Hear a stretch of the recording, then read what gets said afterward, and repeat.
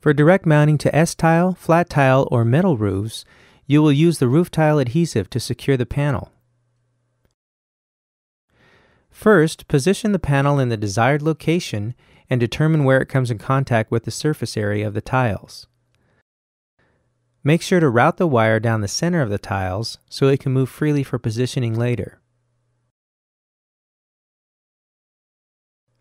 Next, apply a bead of roof tile adhesive to both areas on the tile and press the panel firmly into position.